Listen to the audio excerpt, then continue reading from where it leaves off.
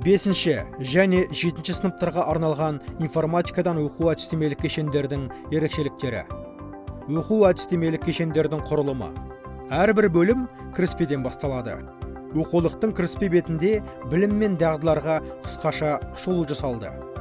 Ойланайық айдарының сұрақтары оқушыға бөлімнің оқу материалдарының мазмұны туралы ойлануға көмектессе, құрастырайық айдары оқушыларды оқу тапсырмалары мен жобаларының тақырыптарымен таныстырады.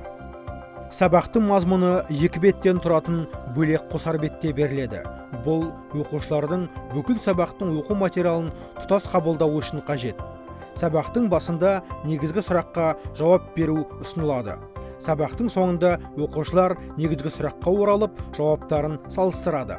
Әр сабақтың түйінді сөздері пән бойынша тұжырымдамалық аппаратты қалыптастыруға мүмкіндік береді.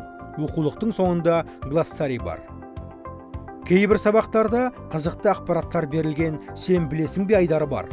Бөлімнің соңғы беті оқушылардың білімін жүйелеуге ықпал етеді. Қысқаша теориялық шолуды және бөлімнің оқу материалдары бойынша тапсырмаларды қамтиды.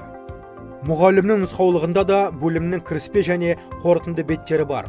Кіріспе бетте оқу мақсаттары, қажетті бағдарламалар тізімі, қалыптастырылатын дағдылар тізімі және оқулықтың кіріспе бетіндегі тапсырмаларға жауаптар берілген.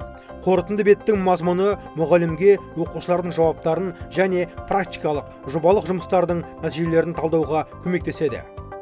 Оқулықтың тапсырмалары оқушылардың жоғары деңгейлі ойлау дағдылары мен функционалдық сауаттылықтарын қалыптастыруға бағытталған. Көптеген тапсырмалар жаңа материалда түсіндірмес бұрын ұсынылатын проблемалық жағдаят түрінде беріледі. Бұл өз кезегінде оқушылардың ойлау белсенділігін арттыруға мүмкіндік береді. Сыни ойлауын дамытуға ықпал етеді. Тапсырмалардың мазмұны сараланған. Оқу әдістемелік кешендердің мазмұны оқушылардың өздігінен білім алуына және бірін-бірі оқытуға септігін тигізеді. Оқу материалдарын оқуда зерттеу тәсілі негізгі болып табылады. Оқулықта берілген тапсырмаларды оқушыларды қалыптастырушы бағалау үшін пайдалануға болады. Мұғалімге арналған нұсқаулықта бағалау критерийлері сипатталған және оқушыларға қосымша тапсырмалар берілген. Оқу әдістемелік кешендерінде берілген жобалық жұмыстар өзін-өзі бағалауды жүргізуге және өзін-өзі дамытумен айналысуға мүмкіндік береді. Мұғалімнің нұсқаулығында рефлексия әдістері сипатталған.